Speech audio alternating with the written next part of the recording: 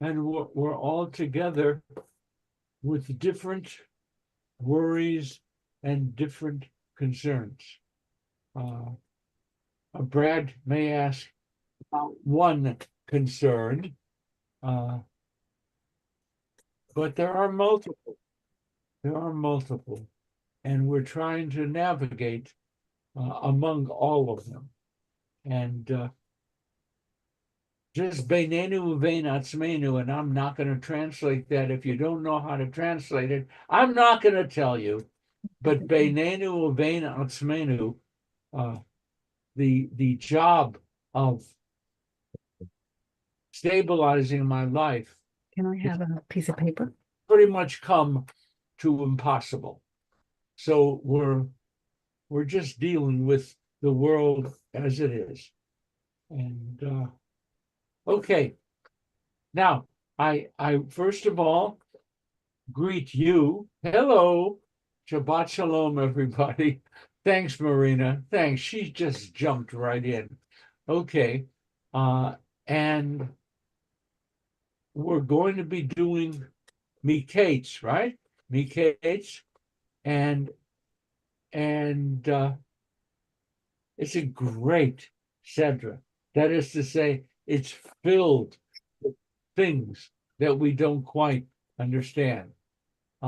And it's one of the Sedras that I love, absolutely love, because everything is so intertwined.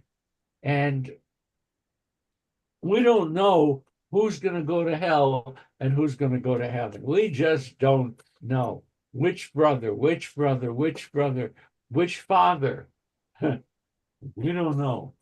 And it's really fascinating. Okay, this is me saying hi, and I turn to Tamara to say hi. Well, hi, but maybe we should do a blessing at this point since we have a minyan and we're ready to study. So shall we start with the bracha? Baruch Atah Adonai Eloheinu Eloheinu melech haolam asher kidshanu b'mitzvotav v'tzivanu la'asok b'divrei Torah. By the way, you know that phrase is to occupy ourselves with the words of Torah. That's a sacred act. What you are doing is a sacred act. You are busying yourselves with the study of Torah. Okay, Tamara, do you have other words of introduction?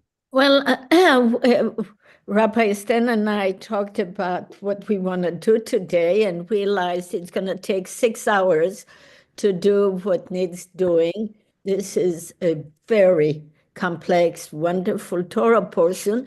It's part of this whole Joseph and Judah saga that began last week and will continue next week as we move towards the end of Genesis. And it's the longest single story in the entire Torah. And in fact, it's the only long story also in the Quran. So Joseph is particularly important, not only for us, but also for Muslims, and because of the Quran. Now, there are many layers to this story. First and foremost, it's a great story. It's a great drama. It takes us through the trials and tribulations of two heroes. One is Joseph, whose story began last week and with the rise and fall, and rise and fall again. And we will talk about that briefly, or not briefly. Then there's the story of Judah, who begins one way and develops. It's as if we are taken through the journey of maturation for two main figures, two heroes. Psychologically, you can say it's the process of individuation, how they grow to be who they are. But in terms of the story, it's also doing something else. It's bringing together traditions of the two major kingdoms that comprised our people in the Bible, the kingdom of Israel and the kingdom of Judah. So Joseph is the kingdom of Israel, the northern tribes, who are constituted mainly of Ephraim and Manasseh, who are Ephraim and Manasseh? Joseph. Joseph's children, right. They're Joseph's children. So it's a story of the Joseph tribes and the story of the Judah tribe. And the writer is saying we are all one family.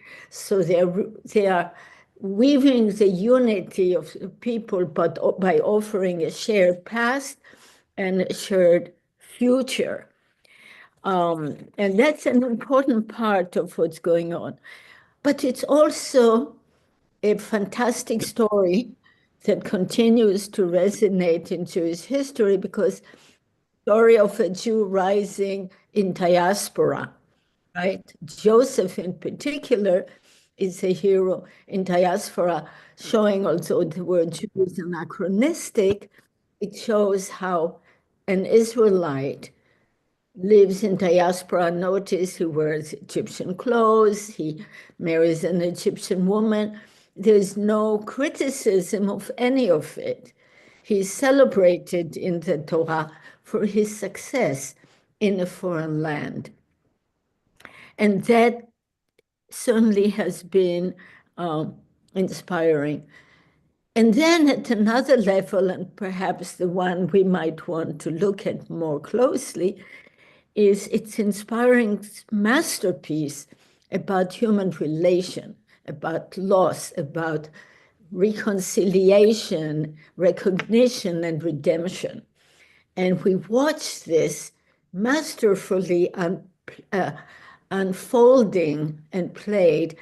And the brilliance of some of the narration is hard to construct in English. For example, there's a key word that starts at the very beginning and goes all the way through. And that word means basically to recognize, lehakir.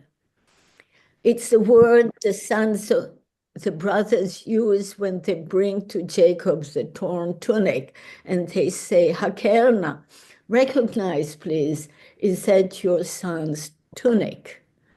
And he recognizes it. Then it shows up in the Judah and Tamar story. Tamar sends, One moment, let me silence this call. Tamar sends the message to Judah and says, Hakerna, recognize to whom these belong. And that's her way. She said, that's the father of my child. And then it's going to show up when Joseph and his brothers meet for the first time, now that he is the prime minister of Egypt, the largest empire of the time. So we want to talk about that. And then we also want to have time for Hanukkah. So Rabbi Stan, I turn it to you to pick up where we're going to go. Okay, that's really terrible because what Tamara had suggested, very rational suggestion. When we have 10 minutes left, let's do Hanukkah. Well, I don't know how to do when we have 10 minutes left. Is that before Kaddish, after Kaddish? I mean, I'm at a loss. So I will attempt at 9:50 or the equivalent thereof to bring us to a conversation about what's Hanukkah? What's Hanukkah? What does it begin with? Where does it end? How does it influence us? Okay? Mona, you're not putting on a splint or something, are you? Okay. It looked like you were injured. And I was going to suggest I know who did it. but that's totally okay. Well, Rabbi Stan, if you want to start with Hanukkah, we can do that too. I mean, hey. Oof. Okay, now I have to make an executive decision. Are you ready? Drum roll. Let's start with 10 minutes of Hanukkah, starting now, and yell when we have reached 10 minutes. Really, because otherwise we lose the whole program. Okay? Okay. Okay.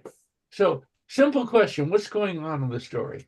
What is this Hanukkah thing that's happening? What do they think is happening?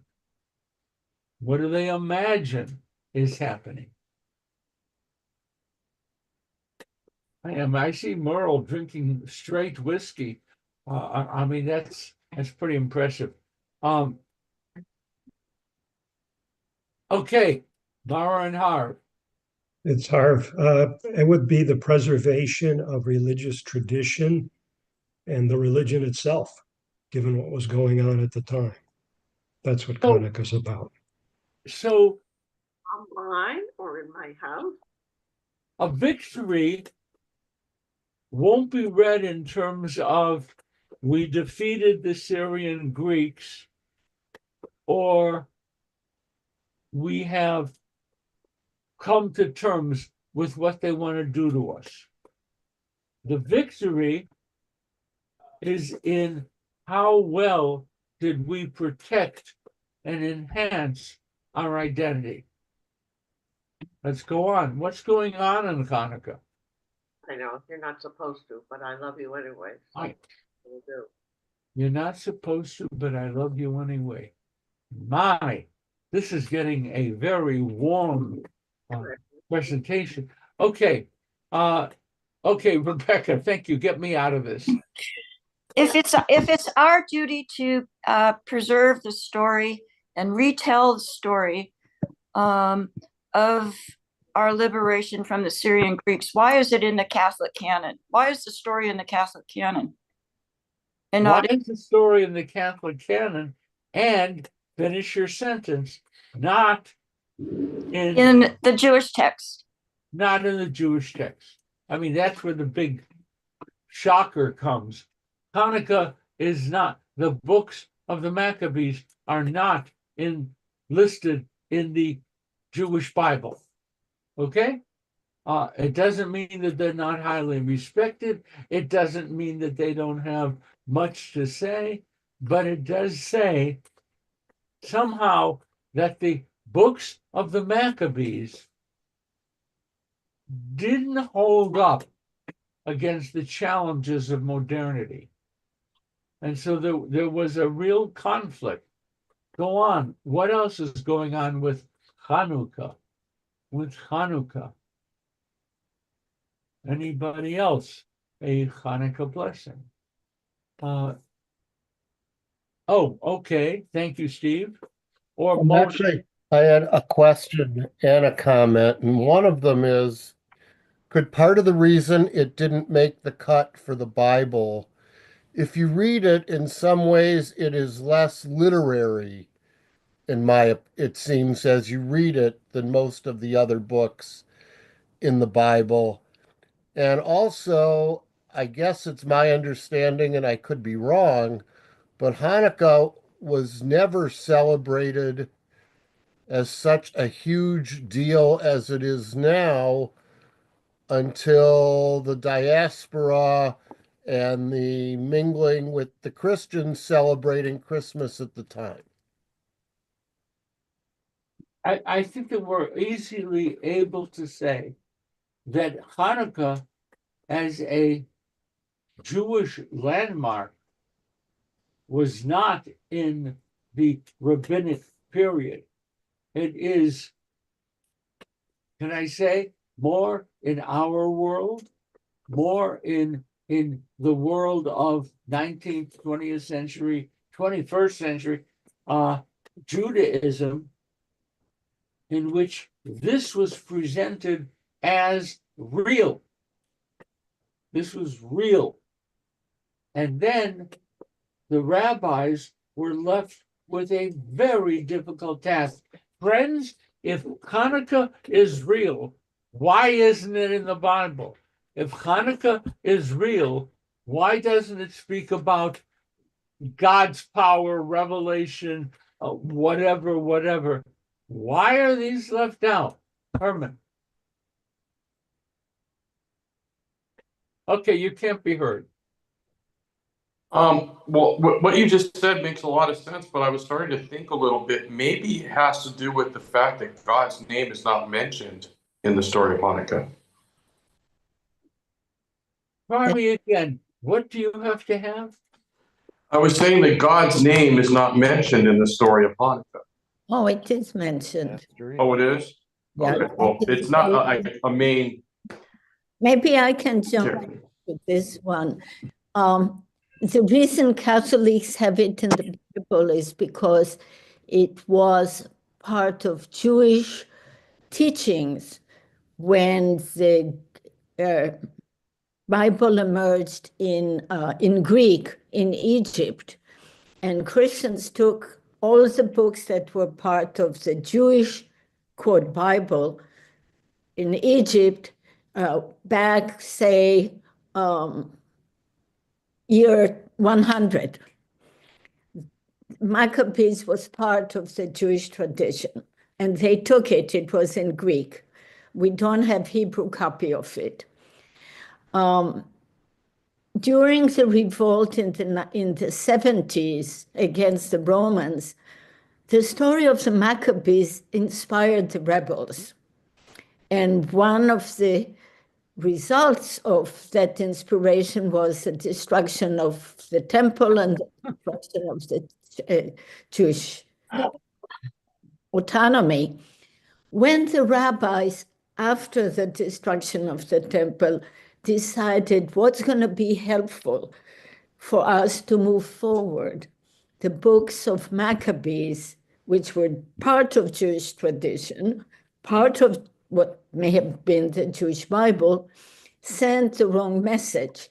They knew that that was what destroyed the nation. And so all this talk about, it doesn't matter what you are, you can stand up, no matter how few you are, if God is on your side, you can do anything. That was the wrong message for the rabbis. So they kept it out. And therefore, we left it behind. The Catholic brought it with them. When the Protestant emerged, Luther decided to keep his Bible only the books that were honored by Jews. So he left it out also, because by the 16th century, the Jewish Bible didn't have Maccabees. So that's why we have 3 different Bibles: the Jewish Bible with 3 parts, the Catholic Bible, which is the biggest Bible you can get for your money, because it has all these books that we Jews left behind, and then the Protestant Bible, which has our Hebrew Bible rearranged and additional New Testament added to it. And the books of Maccabees for Protestant is in a collection called the Apocrypha. So we have 3 Bibles. We have to ask ourselves the question, what's going on here? How did Maccabees get to be holy? How did it get to be holy and regarded it as sacred? And when in a late period, we bring in the book of Maccabees, we are saying that we're with these people. What they do, we agree with, and we should be like them. And that's very problematic, at least for me. I see a hand, Herman. I was always taught, and I was taught by a member of the clergy, this was not hearsay from the street, that the Maccabees were great people. They did a wonderful thing. But then after all of their conquests, as the years went by, they became evil. If that's a good, I'm not even quite sure that's a good word. Corrupt. Thank you. Thank you. It's a better word. They became corrupt, and that was the reason why the book of the Maccabees was not put in the Bible. That's what I was taught. That's a good lesson. Good lesson. Do we have any other hands up before we go forward? Yeah.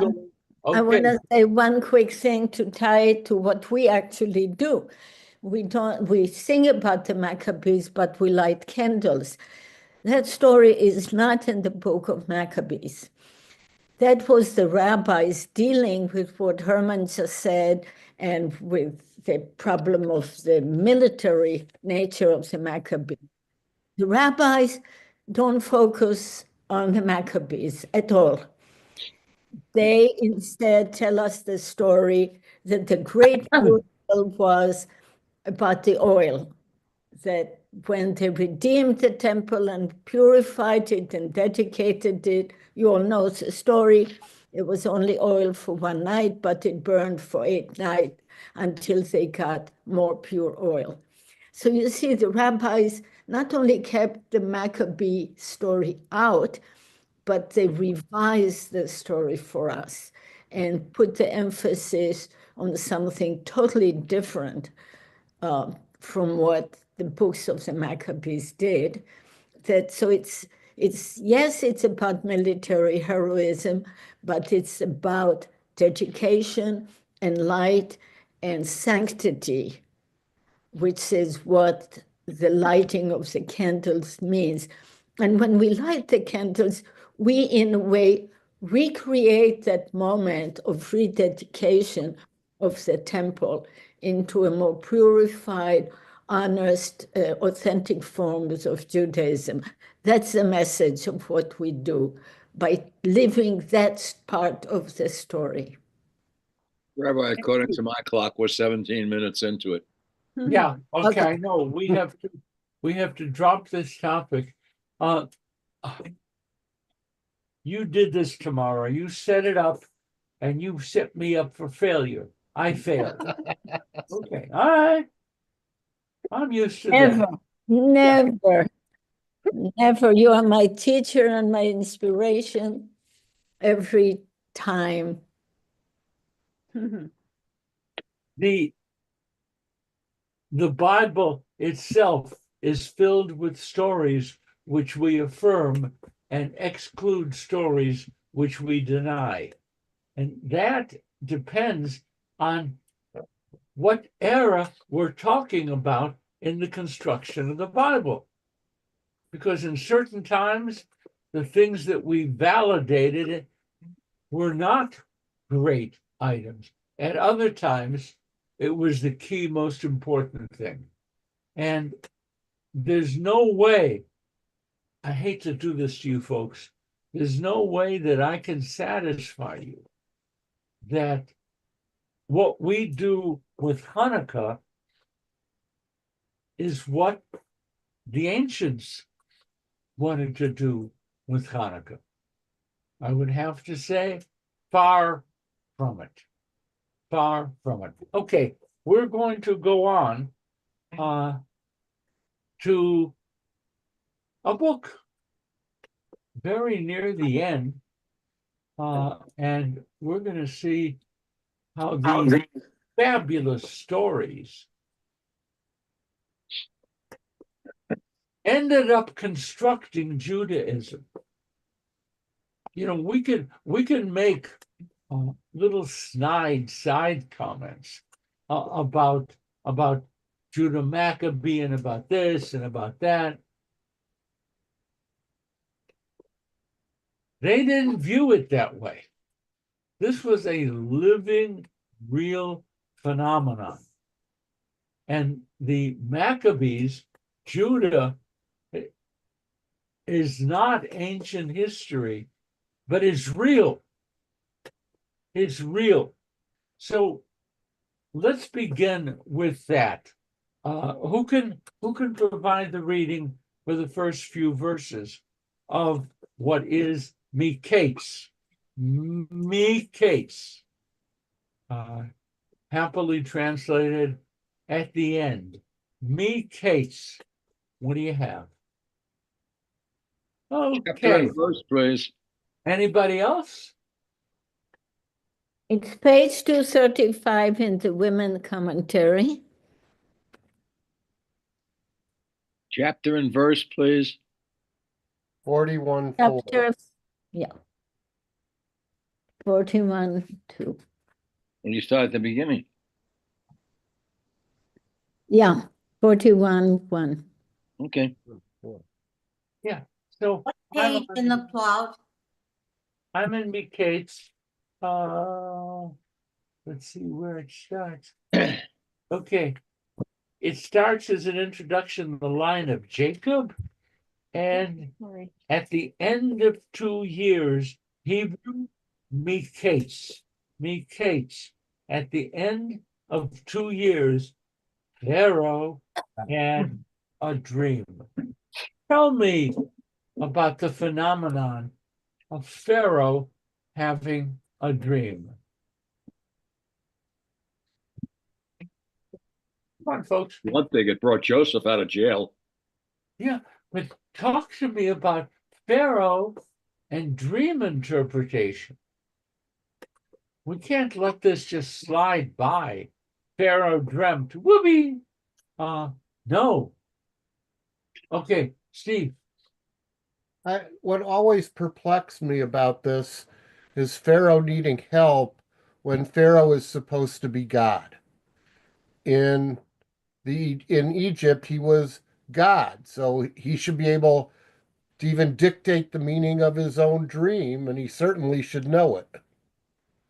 Well, I think that's ridiculous because God, he's using a Judeo-centric version of God, and God in other religions did not have the same attributes. But what I was going to say, and of course I love my brilliant husband, is that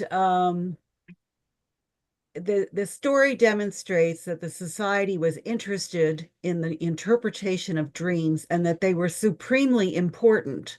If the head of the entire country, who is God, is seeking out somebody who's supposed to be a talented interpreter of dreams, he's treating his dreams with seriousness, he has an intention, and he obviously thinks that it's important to understand what they mean.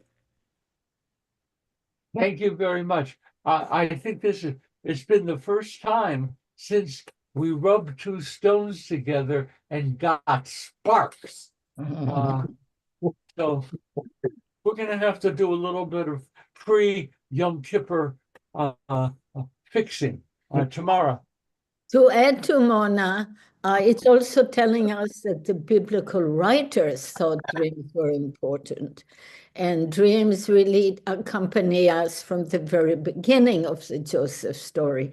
So it's not only Egypt, but it's also the Bible. So this is long before Freud. We have this tradition in the Torah. Do you think, Tamara, that part of what's going on here is an interpretation of what was going on in their lives? That is to say, Jacob wrestled with an angel, right? That's a dream. It's a dream. And if it's not a dream, we have a much more serious problem. But if it's a dream, and Jacob wrestled with the angel, then where is the validation of the experience? What happens? I leave that alone. What's the validation of the experience as holy? If Jacob had an experience which required interpretation and a connection to God, and it wasn't evident to the dreamers, what's going on? What's going on here? Okay, Mona. I think they're certainly treating the event of the dream as a part of reality. It's a part of experience, and it's just as worthy of attention as things that happen during our waking moments. So they're giving it, it's real. They're not dismissing it, and they're not saying that because this happened when you were asleep, it's meaningless. And they're, I mean, I think to me this seems completely natural, but I'm somebody who's been writing down my own dreams for decades, and in my family we always talked about our dreams. Do you really? Hmm. Can we come over and listen to that conversation? I guess Nobody not. reads my dream journals but me. Really? There you go. Okay.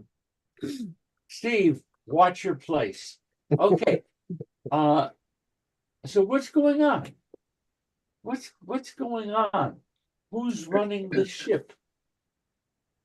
You have a dream, wrestle with the angel. You have a dream, and the world is upside down. Rebecca.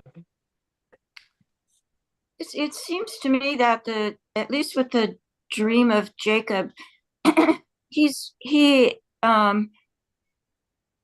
it's like a divine intervention. His dream is like a divine intervention, where the dream of Pharaoh is really a dream of just symbols, cows, grain, and I would think symbols are maybe harder to interpret. Wow. Okay. So in a very important way, Rebecca has said, these are symbols. These are symbols of what was going on.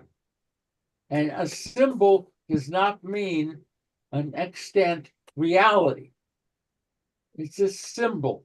It refers the self to another event. And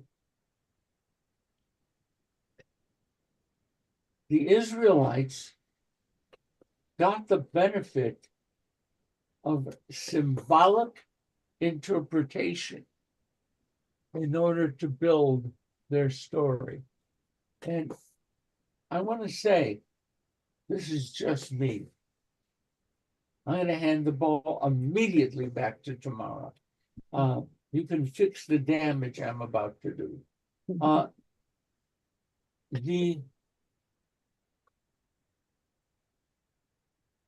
The work of the rabbis interpreting the value of Maccabees is hugely important.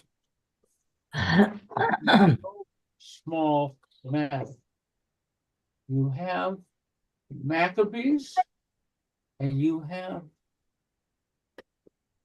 a story. And how do they work? How do they work? Do we have any hands on this? Rabbi, Yes. I have my hand up. What? You're asking about Maccabees in the story.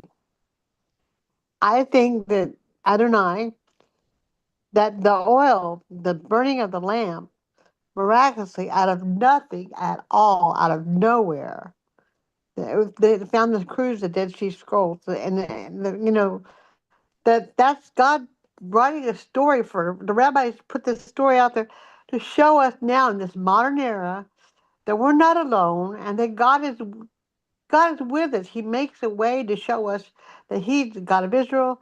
He is alive and He's with us. And sometimes it doesn't feel like it with what's going on in Israel, but look at history. God has never left us. So that's a very affirmative understanding of miracle and history. Very affirmative. Marina and Ray had hands too. I saw Tal point out. I'm sorry? Marina and Ray had their hands earlier. Okay, Marina, then Ray. I raised my hand when the dreams were discussed, and with their symbolism, I think they reflect what is going on in our life, and also what we anticipate or worry about. So it's our subconscious reliving or worrying the present, the past, and the future. Right. Thank you. And I too am still on the point about the dream. And as always, I am concerned about the provenance of who's narrating, and sometimes nested narrators. And I think there's a takeaway for us in our own internet era. I'm looking at verse 25. Now Jacob was left alone, and a man wrestled with him until the rise of dawn. And I'm struck by the ambiguity. As soon as it says left alone, that seems to invite us to say, reader, understand what you will or won't about who is passing on this narrative to you. It may be a dream, it may be literal, it may be from Jacob somehow, it may be from a narrator who behaves in a tone of authority, but we do not even know the speaker to evaluate this. And so I think this is a very important story, and it has a ring of truth for me, but I think it is also one of countless examples from Torah to this very moment of being alert that just because somebody lays claim to a mystical experience such as a dream does not immediately render them authoritative. And we have both false and real prophets. I happen to find this a compelling and credible voice, but I also know that that is an act of will for me to find this text credible. And I think that's this is a summation of our problem and challenge and duty in engaging with Torah and with every text in our lives. And I just find it poignant. I'm going to say wow. Okay, just a little bit of a wow. The comment you made, really important. How to understand what was experienced as a dream. How to understand what was experienced as a dream. Did the dream occur? Was there an angel wrestling with Jacob? What went on with all of this? Mara has her hand. I'm sorry? Mara has her hand, Mara and Harv. Okay. Well, I was actually looking at the Haftorah that that goes with Miketz, and it begins, and Solomon awoke, and behold, it was a dream, and he came to Jerusalem, and that's followed by the famous story of his deciding who of two women a child belongs to. And the commentary on the Haftorah that I have talks about the fact that dreams are only valuable if wisdom follows that dream. I'm sorry, I didn't hear you clearly. So please repeat that. From the very beginning, or the commentary? No, the thing you said about dreams being real, only if. Not the dream. Well, it says that, let me, an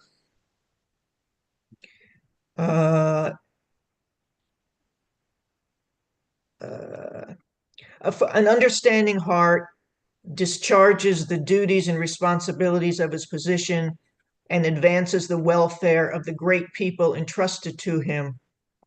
And so for me, the connection, what's being explained by this Haftorah, since the first line is, and Solomon awoke, and behold, it was a dream, but the Haftorah doesn't tell us what that dream was.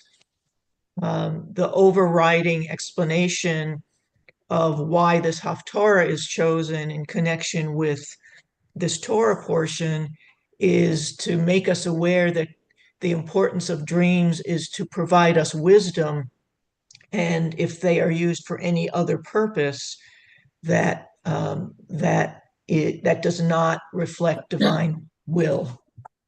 You know, it's almost as if, now, Mona would never accuse you of this. It's almost as if you're saying that the validity that we look for in a dream is not in the manifestations that follow in society, but the value of the dream, according to Jewish interpreters, is the quality of the identity and association of the Jews with what was being said. Try to make it in English. The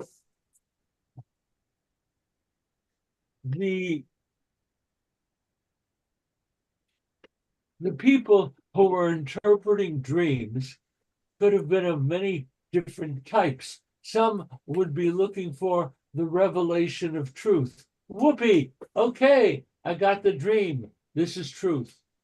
Other people will look at a dream and you'll know what side I'm on. Other people will look at the dream as a key to a door of understanding. That's a very, very different approach. Let me stop there, and since I've confused you totally, give you a chance to unconfuse.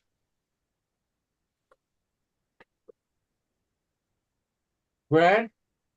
Well, Rabbi, I have a poor connection, so I don't know if you can hear me, but I'm intrigued by the relationship between these dreams and magic. Because it says in verse 8 that Pharaoh sent for all the magicians of Egypt and all its wise men. And it's a big group, but the relationship between a dream and magic.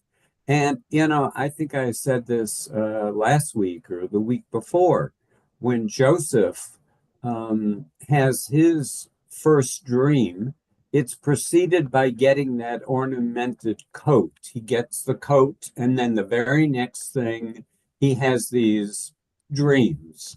And to me, there seemed to be a magical relationship between the coat and dreaming, and then, and here again, we have a relationship between magic and dreams. And what's the difference between a magician who interprets dreams and an interpreter of dreams? And what's the role of magic in the ancient world? Tamara? Very important. That's huge. A great question. In the biblical text, the role is very ambiguous and ambivalent because we have stories of magic, such as when Moses is in front of Pharaoh and the Egyptian magicians do one thing and then Moses does the same thing better.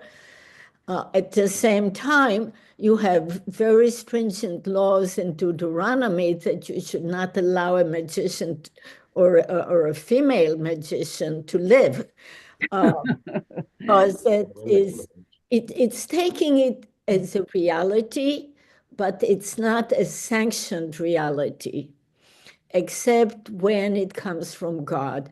But it knows that it acknowledges that in the world, people have magic. So we have this amazing story about the woman who brings back a man from the dead. she brings the prophet Samuel from the dead. So Saul can hear Samuel's message. And wow, it knows it. It doesn't think it's fantasy. It treats it as real. At the same time, it condemns anyone who does this to death. So magic is a problem. Miracles, on the other hand, are viewed as what God does. And then the breakdown of nature is acceptable and celebrated when it is clear that God does it. Now, dreams are in a whole other category in these stories. And as Mara said in the King Solomon story, but going back to an earlier comment about narrator, in this story, there is no doubt that the dreams come from God and that they're real dreams. It says, Vayishan vayachalo. He slept and he had a dream. So there's no ambiguity. In verse 5, and he slept and he had a second dream. So we are dealing with dreams as a different phenomenon from magic, much closer to prophecy than either magic or miracle. But here it's coming through the person. It's as if God uses the person as a prophetic instrument, then a person has to respond to and can do it appropriately or not. I will tell you that what you described is a source of great difficulty for me. It seems arbitrary. This one is more important, this is less. Me'ayin zeba. How do we know this? Tamara? We don't. Oh, good. We don't. We have no way of knowing except, to wait and see if it's going to happen. That's one of the definitions that Deuteronomy says. Well, if a prophet says something, the only way you know it's true is if it happens. Well, sometimes it's too late, and that gives us to some of the great dramas. That question, how do you know, plays out in the book of Jeremiah, when one prophet says, in 2 years, the Babylonians will fall down and we will be free. And Jeremiah says, no, in 2 years, more of you are going to go into exile. And here you are, a Jerusalemite, Judean in good faith, and they both say, Koama Adonai, God said that. How do you know? You don't. And Wow. Okay, we're doing real good. This is going to move toward the final statement. Steve. One of the problems with we'll know it when it happens when you're talking about the prophets is if they're successful, it won't happen. Right. You predict doom and people do what they're supposed to do and you've motivated them.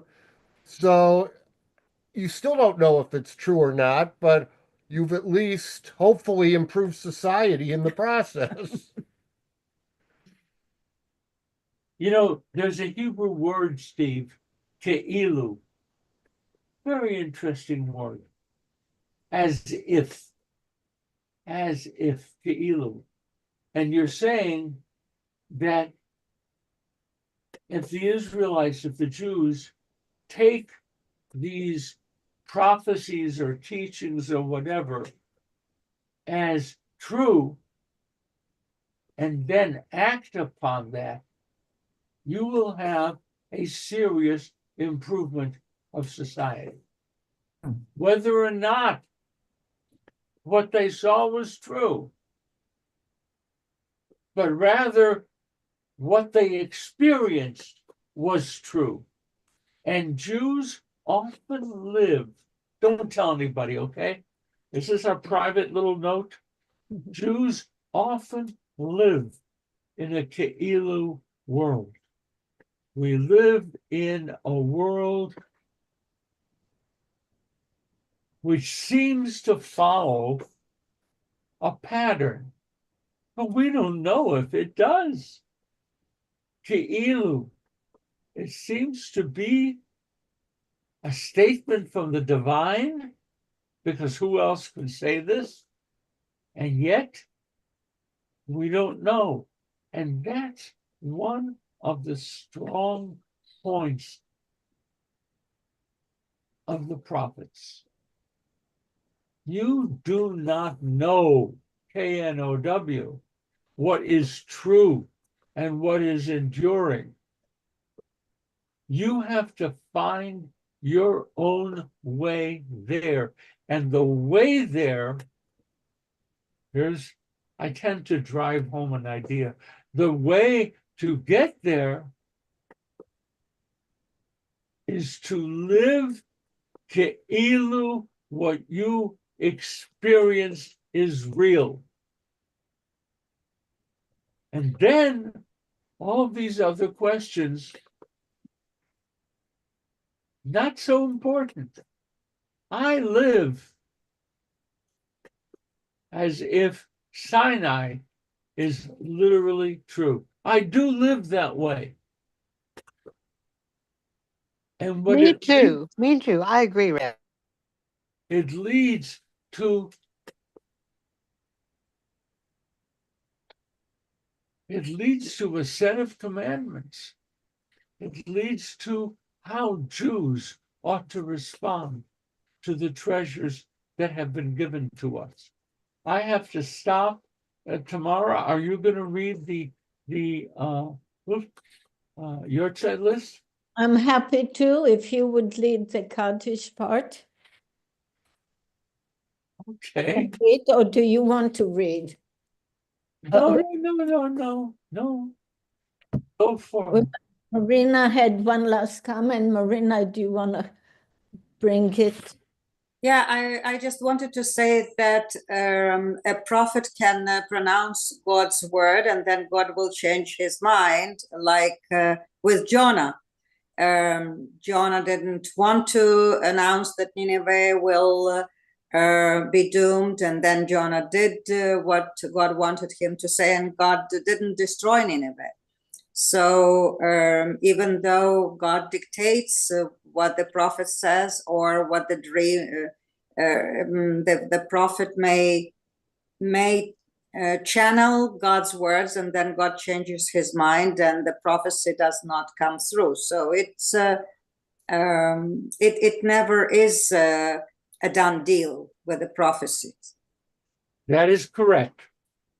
As a matter of fact, I'm trying to make the point that the way prophecy works is what we choose to do with it, not the freestanding prophecy. But right. What do we do with those prophecies? Okay, Tamara, I think we have to go to the list. Okay, so these are the people we are thinking of, those who passed away during the past month. Saul Galper, Sondra Gelfand, Stanley Greenberg, Milford Elliott, Roland Kazanyan, Shala Leah Kohan-Sameh, Barbara Levin, Robert Bob Roth, Giti Savis. Those who have died defending the United States of America, those who died defending the state of Israel. Here are the yahrzeits that occurred during this past week. William Edelman, Jack Edelstein, Bella Adler, Albert Allen, Tala Arnovitz, Ohad Ashur, Anna Barbanel, Sarah Chaya Berger, Ralph Binder, Alexander Braun, Katharina Braun, Betty Brown, Rav Frieda Brown, Louise Brownwell, Richard Casiato, Seymour Cantor, Conrado Acevedo Cardenas, Rona Corna, Bobby Clare, Benjamin Codd, Robert Cohen, Sam Cohen, Karen Copeland, Anne Cutro, Morris Danziger, Arnold Dauber, Stuart Davids, Suzanne Dissner, Samuel Doro, Harry Dressler, Irene Rose Dunner, Melvin Edelstein, Alan Eliashar, Alan Eppenstein, Michael Raymond Feith, Nadav Issachar Fahi, Robert Farkas, Eve Feinberg, Vivian Fern, Bernice Fisher, Marian Fishman, Elizabeth Flesch, Flora Fox, Alan Frank, Betty Frankel, John Freisleben, Barry Friedman, Marilyn Friedman, Nayotola Goodsian, Santano Gossi, Harry Gilbert, Guilford Glazer, Phyllis Golden Klang, Mary Gordon, Lillian Gottstein, Joseph Robert Hecht, Eugene Hirsch, Casey Horn, Isadore Hearn, Betty Eason, Susan Gay Eisenberg, Rona Jaffe, Stan Kaltman, Ann Kapelowitz, Anita Karl, Francis Katz, Barbara Kessler, Esther Kessler, Lee Klein, Rachel Kosower, Florence Isabel Colwyn, Aaron Lask, Lena Laska, Rosara Leibson, William Lewis, Marian Lieberman, Jack Lipson, Sally Lipscher, Maurice McGillnick, Anna Mallon, Al Mandel, Beatrice Mandel, Fritz Meyer, Zachary Meadow, Edward Meltzer, Ruth Marin, Samuel Morgan, Selma Moyer, Kurt Rendell Myers, Don Nathanson, Melissa Marantz Neely, Samuel Newman, Alan Novak, Lillian Oper, Michael Patterson, George Pines, Molly Polyp, Hazel Quick, Lee Rainman, Robert Robbins, Gertrude Rose, Edith Rosenblum, Stephanie Rosenblum, Marian Rivulson, George Schumann, Lottie Zillman, Arnold Seidel, Benjamin Shapiro, Sol Skolnick, Michael Sokol, David Sprang, Louise Stern, Faye Vigan, Sydney Wax, Lisa Walder, Jordan Weber, Eva Ruth Weisenberg, Shalom Weitzman, Isidore Werber, Bernard Williams, Rosalie Woltenberg, Joyce Wolf, Jacob Benitzhak, Joshua Young, Merrill Young. If there are other names that you carry in your heart and want to share at this time, please say them loud for us or write them in the chat.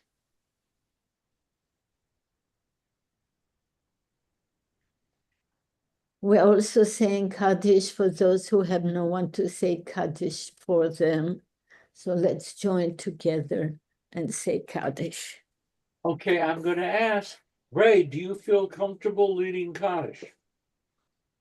I do feel comfortable leading Kaddish. I kind of figured. Okay, Ray, would you lead us, please? Yitgadal, Yitgadash, Shemay Rabbah, V'alamad Tivara Kirute, V'amlik Malhute, V'chayecho V'yomecho, V'chaye to Israel, V'agalah Zman Kariv V'Yimru Amen. May Rabba Mavorach, Le'olam Me'al Maya, Yitbarach, Yishtabach, V'Yitramam V'Yitnaseh, V'Yitadar, Talal Shemei Tereshah, Yifu, Le'elam Mikal Birchata V'Shirata, V'Shuvata V'Nechamata, Da'amiram V'Yolma V'Imru, Amen. Amen. Lama Rabba Mishmaya, V'Aleinu, All Yisrael, Oh, Israel. Imru, Amen. Amen. Shalom B'Nomav, Ya'aseh Shalom, Stay from Aleinu V'Al Kol Yisrael, Israel. Imru, Amen. Amen. Amen. Amen. Ray, thank you. Thank you. And Tamara, my teacher, thank you. It's such a great experience. And if anyone wants to make a brief comment on some of the items we covered today, they were excellent. Do you have a brief comment? Going once. I think everybody's brilliant. Everybody's wonderful, brilliant, intelligent. I have a lot to learn. Okay, I'm done. I can I identify. just want to with make that. sure to say Chag Sameach and Shabbat Shalom to everyone. Shabbat Shalom. Chag Sameach, Shabbat Shalom. Oh, Shabbat come shalom. in. Happy Shabbat Hanukkah. Shabbat Shalom. Happy Hanukkah. Thank you, Shabbat Rabbi. shalom. Thank you, Tamara. Bye, Susie. Bye, Burl. Have a good week. Okay. Thank you both so much. Shabbat Shalom. Ray, you never cease to amaze me. Yes, you, Ray, that guy. Good to actually see you, Ray. But you and so many others in this group bring hidden wisdom, and we are grateful to that. So thank you. Thank you for such a generous thing to say and for making it possible for us to do those things. You are a brilliant teacher and Sorry, I didn't hear you. You've heard me Well, plenty on this treasure. theme, but I'm not tired of saying it.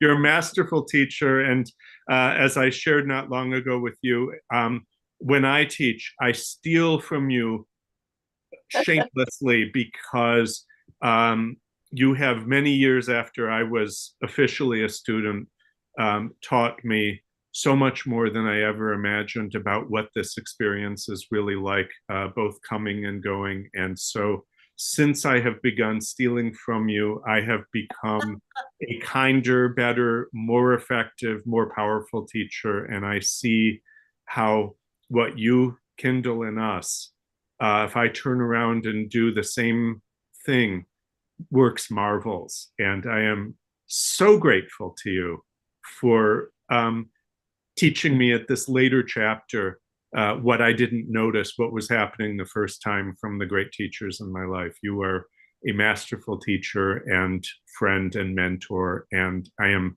so grateful for that.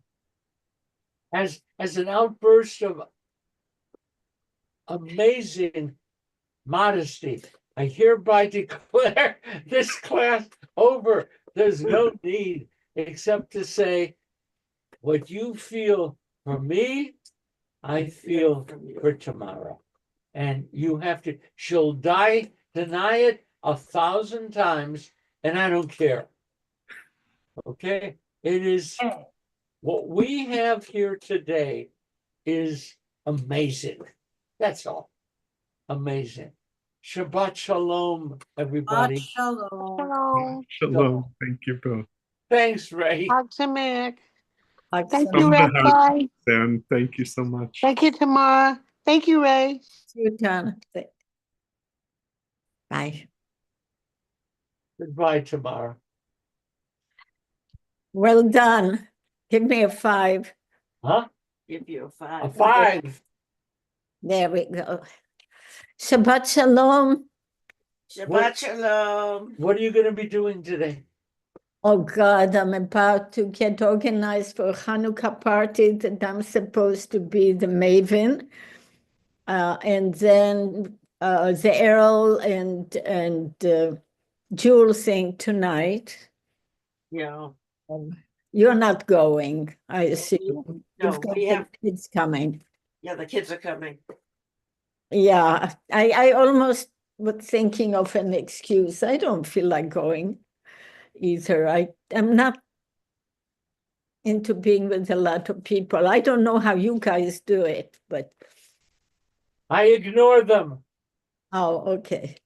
So that's that. So I have to kind of create resources and do stuff for the Hanukkah stuff and get donuts. Oh. I not sufganiyot. You can't get sufganiyot, but I'll get donuts. You want some? I'll bring some to. Why back. can't you get sufganiyot? There aren't any real sufganiyot in LA. They don't make them. They make jelly donuts. It's not the same. You know, they're baked and not fried. Yeah. They're not fried. So, and you don't want to make it yourself because you can just be scarred for life with all that hot oil. So I'm going to donuts. I may bring you 2 later on. Okay. Have a nice evening. Thank you. Much thank love. you. Bye-bye. Thank you for today. Bye-bye. Shabbat Shalom. Shabbat Shalom. How come your square wasn't showing? I did that intentionally. How'd you do it?